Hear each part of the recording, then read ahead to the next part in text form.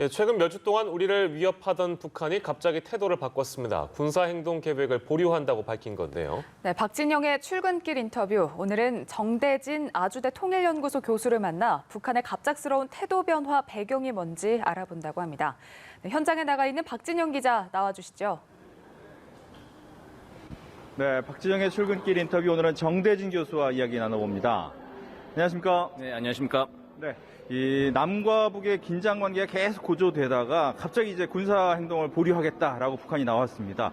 이 배경을 전체적으로 어떻게 좀 보고 계신지요? 예, 몇 가지 이유가 있겠습니다만 아마 김정은 위원장은 좀 책임 소재를 분산하면서 여지를 좀 두고 싶어 하는 것 같습니다.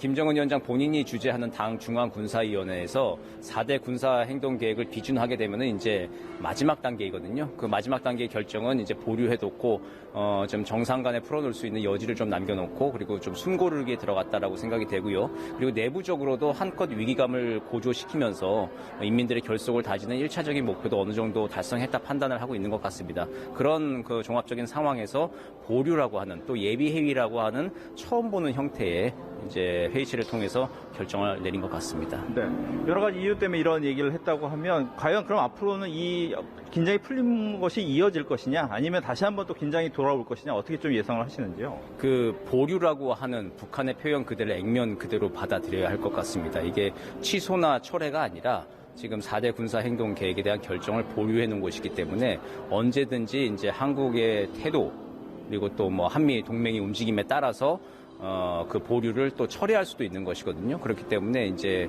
그 위기를 고조시킬 수 있는 끈은 여전히 북한이 가지고 있다라고 하는 걸 보여주면서 어쨌든 대화와 이 그 대결의 구도에서 주도권을 놓지 않으려고 하는 이제 북한의 움직임은 앞으로도 계속될 것으로 생각이 됩니다. 네.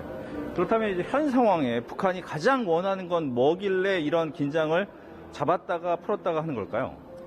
지금 내부적으로 좀 불만이 누적되어 있는 것들을 일단 좀 해소를 시켜야 될 필요가 있는 것이고요. 이게 뭐 대남 맞불비라 준비 등으로 지금 한껏 고양시켜서 좀 상당 부분 좀 해소를 좀 하고 있는 것으로 보입니다. 그리고 이제 두 번째가 지금 보류라고 하는 카드를 통해서 그래도 약간 좀 출구를 또 모색하는 이제 그 여지도 좀 보여주고 있는 것이죠. 하지만 이제 얘기한 대로 지금 그 대남 사업의 대적 사업화라고 하는 그 일관된 견지는 상당 기간 좀 계속될 것으로 좀 보이고요. 그런 상태에서 이제 보류라고 하는 결정에 대해서 우리가 어떻게 반응하냐를 이제 계속 보는 이제 그걸 놓고 자신들이 계속 주도권을 좀 가져가고 싶은 게 아마 좀 기본적인 입장인가 싶습니다. 네.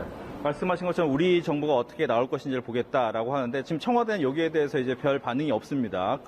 이 상황은 또 어떻게 봐야 될까요? 우리 청와대 역시 역할 분담이 좀 필요한 겁니다. 우리 정부 내에서도 그리고 국방부, 통일부, 외교부 등등 관계 부처들이 각각의 역할에 맞게 이제 북한의 메시지에 대응을 하는 것이고 모든 메시지에 청와대가 일희일비하면서 다 대응할 필요는 사실 없는 것이죠. 우리 청와대 역시 그 남북 정상 간의 신뢰의 끈이 깨지지 않았다라고 하는 그 끈을 좀 놓고 싶지 않을 겁니다. 그래서 마지막으로 좀 여지를 역시 김정은 위원장과 같이 여지를 좀 남겨놓고 그리고 마지막까지 그 대화와 출구 조성의 가능성을 보는 것이 지금 아마 현재 청와대의 기류가 아닐까 추정해 봅니다. 네. 오늘이 이제 6.25 70주년이기 때문에 문재인 대통령이 어떠한 또 메시지를 내놓을 것이냐에 대해서도 관심이 많은데 어떤 메시지가 나올 것이고 또 여기에 북한이 과연 반응을 할 것인지도 궁금합니다. 예, 70주년이기 때문에 또 좀 특별한 메시지가 좀 기대가 되는데 특별한 메시지보다도 오늘 저녁 때 우리 한국군 유해 봉환 행사가 열립니다. 미국에 갔던 북한에서 발굴돼서 미국으로 이제 송환됐던 유해 중에 한 147구가 우리 한국군 유해로 밝혀져서 오늘 이제 봉환 행사를 가지게 되는데 그 봉환 행사를 통해서 70년이 지나던 170년이 지나던 나라를 위해 헌신한 분들은 끝까지 대한민국이 책임을 진다라고 하는 그 모습을 보여주는 그 퍼포먼스 행사 그것만으로도 이제 큰 메시지가 될 거라고 생각이 됩니다. 북한이 결코 흔들 수 없는 나라 대한민국이라고 하는 보여주는 이제 저녁 행사 그리고 이제 그 행동을 통해서 메시지를 보여주는 것이 지금 가장 좋은 상황이 아닌가 생각됩니다. 네, 오늘 말씀 잘 들었습니다. 지금까지 박진영의 출근길 인터뷰였습니다.